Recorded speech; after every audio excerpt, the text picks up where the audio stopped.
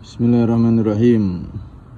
Kita akan menanggapi dusta besar dari kelompok Mukimat. Ini di channelnya si Jazuli. Jelas-jelas di sini Al-Imam Al-Faqih Al-Muqaddam radhiyallahu anhu, yang mana beliau dituduh kafir oleh si kelompok Mukimat ini gara-gara mengucapkan ini, innahu urijabi ila sidratil muntaha. Urijabi ila sidratil muntaha. Ini urijabi ila sidratil muntaha 7 kali, 27 kali atau 70 kali sehari. Perkataan inilah yang dinyatakan perkataan kufur, sehingga kata orang-orang yang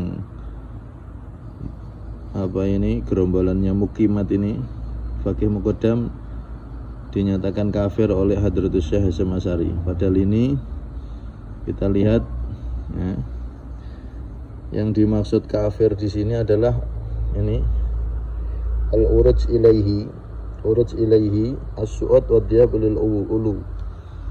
Kalau mi'rajnya itu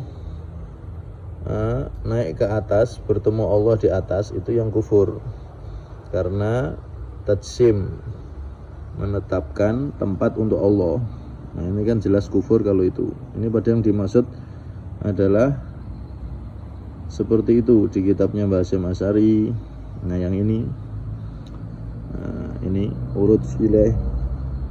Yang dimaksud urut ini ada tempat di atas, Allah itu di atas begitu.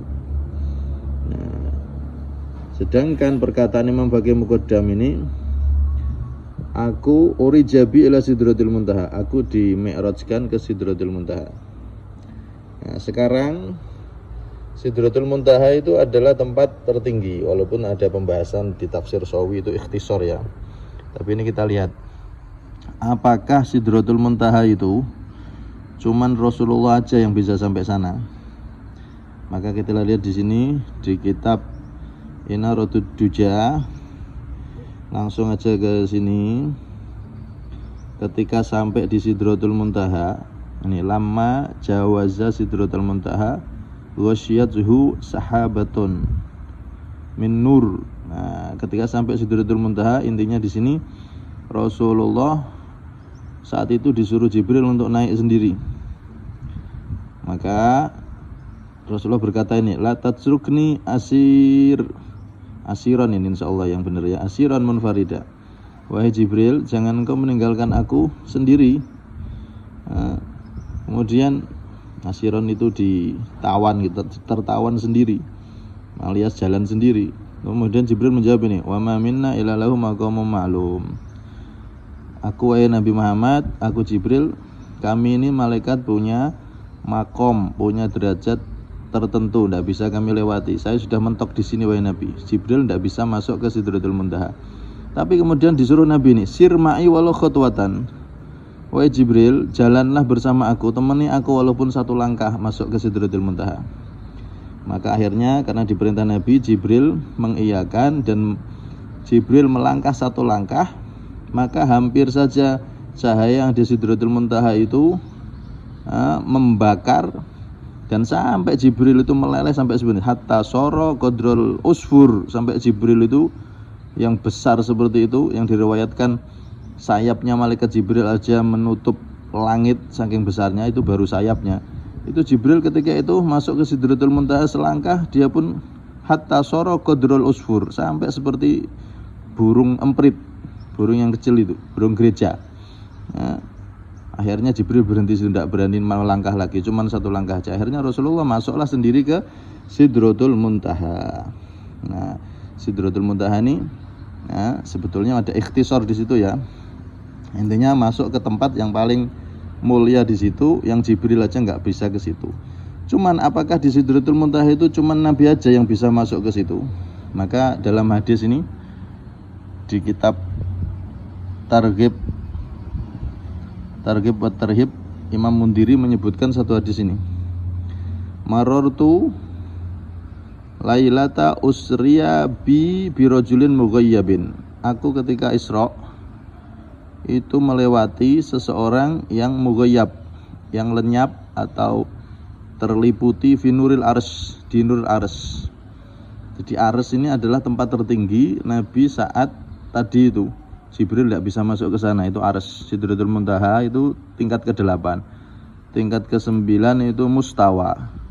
Mustawa ini disebut kursi. Tingkat ke-10 ars atau disebut rof-rof. Nah, di tempat itulah tadi Jibril tidak bisa masuk. Nah, ini Nabi Muhammad ketika masuk di situ, di ars puncak tertinggi tadi itu, Jibril nggak bisa ke situ kan? Nah, ternyata Nabi menemukan sosok makhluk di situ. Beliau menemukan rojulin mughayyab, menemukan seseorang ada di situ. Maka Nabi heran, Jibril tidak bisa ke sini, tapi ini ada makhluk kok bisa sampai sini. Maka ditanya sama Nabi, fakultu, aku berkata, kata Rasulullah, man hada, siapa ini? Hada malakun, apakah ini malaikat? Qila la, bukan. Kultu nabiyun, ini nabi? Qila la, bukan. Kultu man huwa, siapa? Siapa dia ini? Hada rojulun, ini adalah seseorang kana fid dunya, yang dia di dunia lisanuhu rodbun min dzikrillah, yang lisannya selalu basah dari berzikir kepada Allah.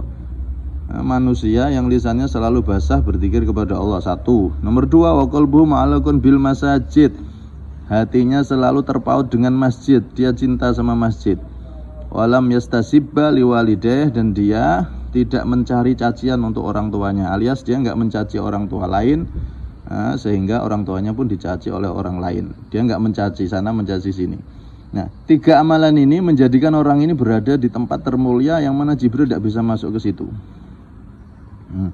Ada di Sidratul Muntaha, ternyata riwayat dari hadis ini menyebutkan bahwasanya ada orang yang bisa sampai ke Sidratul Muntaha, bahkan ars tadi itu tempat tertinggi, yang mana disitulah Nabi menerima perintah sholat, yang mana yang bisa ke situ ternyata bukan hanya Nabi Muhammad.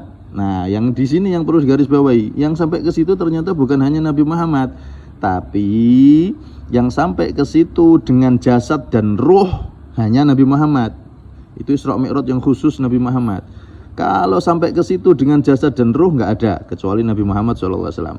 Tapi kalau sampai ke situ dengan rohani, nggak pakai jasad, maka ada ini orang yang ngamalkan 3 amalan ini aja, lisannya selalu berzikir, hatinya selalu terhubung dengan masjid, kemudian dia tidak menjadikan orang tuanya dicaci oleh orang lain, alias dia berbakti sama orang tuanya luar biasa. Orang seperti ini itu rohaninya bisa sampai ke Sidratul Muntaha, bisa sampai ke ars, tempat di mana hanya Nabi yang bisa sampai situ. Ternyata ada umatnya yang bisa sampai ke sana. Tapi bedanya apa? Bedanya kalau Nabi Muhammad pakai jasad dan ruh, sedangkan yang ini, orang yang punya 3 amalan ini itu sampai ke sana cuman rohaninya saja. Begitu juga para wali. Maka perkataan Imam Faqih Muqaddam tadi kan sudah jelas. Ini kita lihat, beliau nggak mengatakan apa? Nggak mengatakan apa naik ketemu Allah, enggak, tapi urijabi. Mana tadi? Ini. Nah, urijabi ila Sidratil Muntaha. Aku dinaikkan, dimi'rajkan ke Sidratil Muntaha. Nah, kalau seorang wali apakah bisa sampai sana? Ya jelas bisa. Orang biasa aja yang punya 3 amalan ini disebutkan di Durur Mansur juga ada hadis tersebut. Orang biasa aja yang punya 3 amalan ini, rohaniyahnya itu bisa sampai sana. Nah, apalagi kok wali. Nah, maka jelas itu adalah sesuatu yang bisa. Dan perkataan dari si Imaduddin itu jelas dusta besar, karena Mbah Hasyim Asy'ari tidak bermaksud seperti itu. Yang dimaksud Mbah Hasyim Asy'ari dan Imam Qadhiyat dalam kitab Asy-Syifanya itu adalah orang yang mengaku naik ke atas dan ketemu sama Allah di atas sana. Nah, itu yang kufur, karena berarti menetapkan Allah itu bertempat. Nah, itu jelas kufurnya, itu jelas kalau itu. Maka dengan keterangan ini, dalil-dalil ini jelas bahwasanya Imaduddin itu tukang bohong besar, pembohong besar, pendusta besar. Makanya Nabi sampai mengatakan orang alim yang fasik itu lebih berbahaya daripada Dajjal. Dajjal itu pendusta. Begitu juga orang alim yang model kayak gini, bisa baca kitab tapi dipeluntir-peluntir isi kitab, itu lebih berbahaya daripada Dajjal. Mbae Dajjal itu malahan. Ini perbuatan yang sangat-sangat luar biasa kebohongannya, mencatut nama Mbah Hasyim Asy'ari, mencatut nama Imam Qadiyat, mencatut nama para ulama, seakan-akan beliau semua mengkafirkan Al-Imam Al-Faqih Al-Muqaddam Muhammad bin Ali Ba'alawi. Ini jelas dusta besar, tidak ada satupun kitab disebutkan seperti itu. Itu cuman karangannya Mukimat dan Bolo-Bolone itu, ya, orang-orang yang suka memelintir-melintir kitab. Dan memang seperti itu, Imad ini dari awal munculnya nasab, dia kerjaannya seperti itu. Muradnya kitab, isi kitab, maksud dari kitab itu dipeluntir-peluntir seenaknya sendiri, ya. Maka jelas orang seperti ini adalah dajjal akhir zaman. Naudzubillah min dzalik.